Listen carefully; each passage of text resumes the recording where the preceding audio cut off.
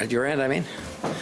Okay, well, good morning, ladies and gentlemen. I'm joined today, as you can see, by Councillor Giorgio Mammoliti, by Deputy Mayor Vincent Crisanti, and by Councillor Josh Cole. Each of these councillors have taken an interest in this issue from a variety of angles based on some of the experiences they've had in their own wards, and have expressed to me and to the communities their concern about some of the activities we've seen before this year on an ongoing basis, but of course escalated this year. And you know, just to I guess to summarize some of what we've seen, last weekend in the Pape and Danforth area, we saw a 10-year-old boy shot through the door of his home while he was sleeping. Earlier that same day, 2 men died of gunshot wounds in other parts of the city. And on Sunday night at the Toronto Hospital, the infant son of Candace Rochelle Bob, a boy named Kyrie, died 3 weeks after his mother was shot at close range while she sat in a car with friends. The baby boy was delivered by emergency cesarean section, motherless and 4 months premature, and he became a victim of this violence. This violence to all of us and to all the people of Toronto, I know, is shocking, it's scary, it's sustained. Another shooting yesterday, and it adds to what has now been a 200% increase in gun-related homicides in the first 4 months of this year. The police, I should say, and I should remind Torontonians, I know they know this, that the police are working hard to respond to the spike in gun violence, and I should praise and commend, as I'll do, the men and women of the Toronto Police Service, right up to and including the chief. I think we saw some evidence late last week of the work they do, often behind the scenes, but they're working hard to eradicate this problem and to try and round up these guns and these gangsters, and they're doing that each and every day. But addressing this issue and the root causes behind this is not their responsibility alone. And so we have a number of things that we're collectively trying to do. My colleague, Councillor Giorgio Mammoliti, with the support of Deputy Mayor Vincent Crisanti, has made a call for a gun amnesty program. Another one, because we did one fairly recently. I will join him in making this request of the Chief of Police when this matter comes before Council later today. We need the people of Toronto to help us with these efforts, and I believe that we have to pursue all options, including a gun amnesty, when we have a problem of this magnitude. And this can hopefully include reaching out to some of the families and friends of people who have these illegal guns in our community and encouraging them to come forward and turn these guns in. I should say that many Toronto agencies and divisions are already taking additional action. I've spoken with the head of Toronto Community Housing, Greg Spurns, in response to comments made to me and Deputy Mayor Crisanti, for example, when we went up to visit the Jamestown community in the wake of one of these incidents. And he is in the process now, the corporation is, of mounting a blitz to augment and repair lights and cameras that are such vital crime-fighting tools in these communities. And so, for example, as part of this blitz, in response to the comments that we received from the residents of that community, some 30 state-of-the-art digital cameras are being installed at this time in that neighborhood in response to the comments and suggestions of residents and the police. And similar reviews and actions are underway in other communities as well. Mr. Spurns reported to me that they've taken steps now to ensure unprecedented cooperation between THC's community safety officers and the Toronto Police Service officers who are active in Toronto community housing communities to make sure they're sharing every bit of intelligence and information with each other. And so we're working hard, but there is more support that is required. Today, I have also written on behalf of the city to the Federal Minister of Public Safety, Ralph Goodale, and to the Provincial Minister of Community Safety, Yasser Naqvi. I've asked them to join Toronto in our efforts to stop this violence and to address some of these systemic issues that are costing lives and disrupting our city. Toronto is still a safe city. I heard citizens reiterating their belief that that is the case on the radio this morning. But one gun death is one too many, and the violence has to be denounced, and it has to be addressed with real action no matter where it happens or who it affects. We cannot shrug our shoulders or cover our eyes. We have to look seriously at these actions and at their root causes and do our best to effect change. This year alone, the Toronto Police have taken more than 300 illegal guns off the streets so far, and we're just 5 months into the year. approximately half of the illegal guns seized by the police are being smuggled across the border from the United States.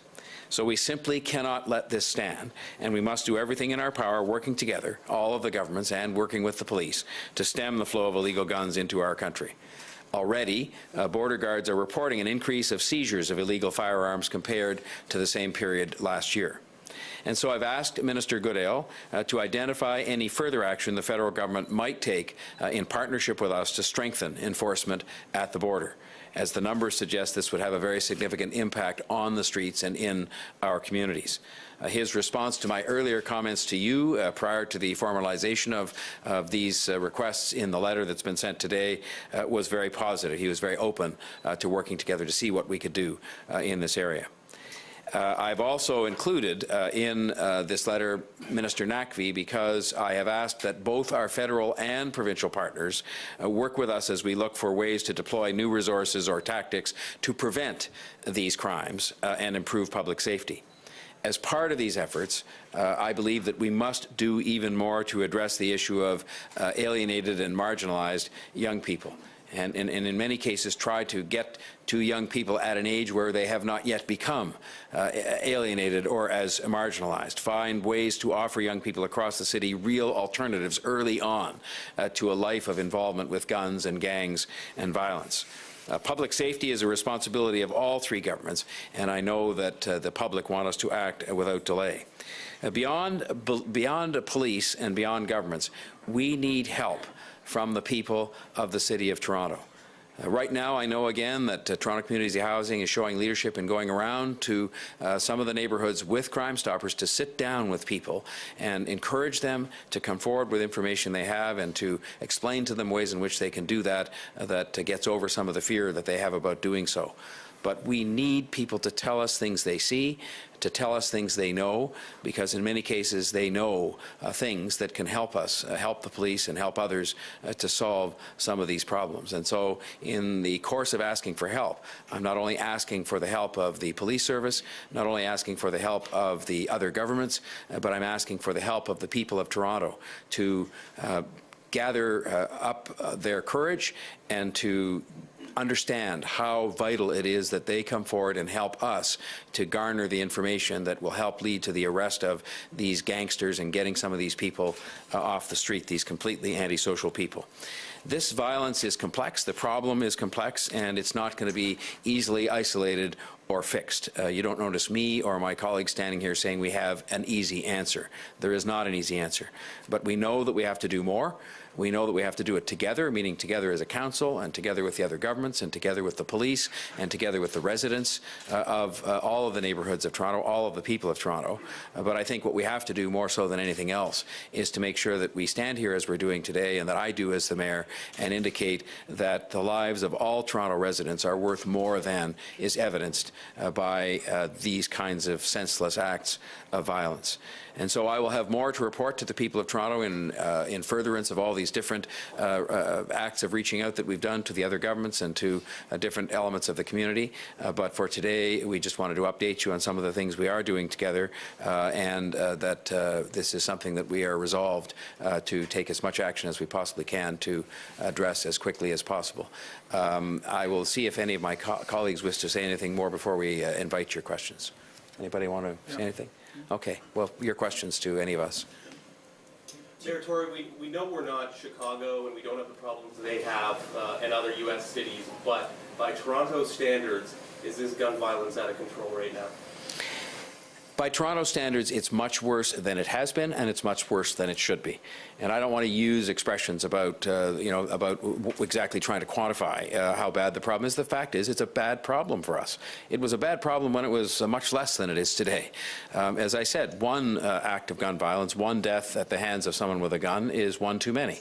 And so I think now what we have to do is resolve together, as we've done, to take every possible step we can, starting with the citizens supporting everybody else in helping us to solve these crimes, supporting the police, getting the cooperation of all the different government agencies, and do our very best to take it back to where it needs to be, which is, zero of these deaths and the maintenance of a safe city, which we still have.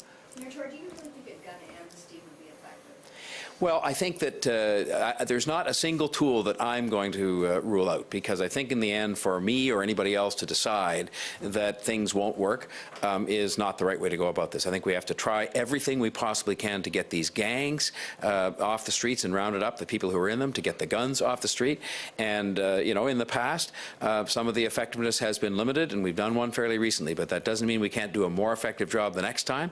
And so that is why I'm joining Councillor Mammoliti, and I'm sure others on the City Council, in making a request of the Chief that we think about doing this, and maybe there are ways in which we can do it even better than has been the case in the past. In 2003, you said the city needs 400 more police officers, but apparently now we're at 400 fewer, approximately. Do you still believe we need more police officers in the city? And if so, why have we let that number slide? Well, I think that notwithstanding the increase in gun crime and gun violence that's taking place this year, there has been a drop in the levels of other levels of criminal activity over the course of that 13-year period.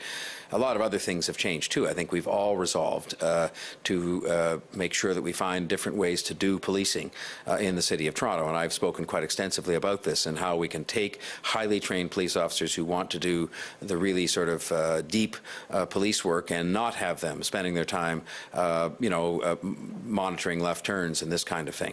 And so I think the challenge that's in front of us is a multifaceted challenge, as with many other issues, where we have police budgets to try and constrain, we have the most effective deployment of police officers to try and achieve, and that we're going to, I think, be able to police this city with the number of police officers we have today effectively if we bring about those changes and reforms, and if we redouble our efforts to support the police, including citizens and other governments, to help them do their job more effectively. We understand that there may be a West Coast connection to the particular incident, specifically yesterday. How much information do you have on the scale of this problem, and when you talk about various jurisdictions, what have you been told about the operation? What can we do to keep Toronto safe, but also keep in mind that it's not just a Toronto problem? The police chief shares with me some information, perhaps more so than might be shared publicly from time to time, about the challenges they have in front of them coming to grips with the gang violence. And I can say that he believes, as I do, this is a serious problem. It's something that's occupying a lot of their time and resources to get at these gangs and the kind of targeted activity that we've seen that's made up a lot of this violence that's taking place. And certainly from everything he's told me, there's good cooperation that takes place between all of the different police services and other organizations that share information with the police to help them do their job more effectively. And I can only say that I've repeatedly made the offer to him, as I did this morning, that if there's anything more that we can be doing to assist him in coming to grips with these gangsters and their guns and their violence, that we will extend that hand of cooperation and assistance. And he acknowledged that offer and said that they're working as hard as they can, which I know they are. Mayor Tory, over the weekend, you seemed somewhat lukewarm to the idea of a gun amnesty program. Obviously, something has changed in the few days. What is that?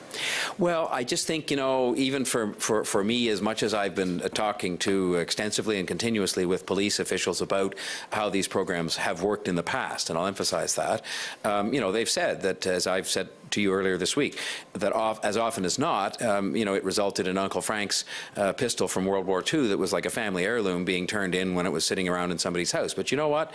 At the end of the day, Uncle Frank's pistol, could turn out to be something that ends up being used after a robbery in a crime, a gun crime. And so I just thought that while I, have been told that these things are of limited effectiveness, if you look at the numbers of guns that are turned in, perhaps if we adopt a slightly different approach, we might do better. And who am I, to actually rule out? I'm not going to rule out any tool that we can use, including the one that's been suggested to use again by Councillor Mammoliti, to try and get at this. We've got to have all hands on deck here and try everything we can to make sure we root out these guns and root out the people who are brandishing and keeping them, sometimes quite innocently. They're keeping them in their house and then they get stolen and put to bad use.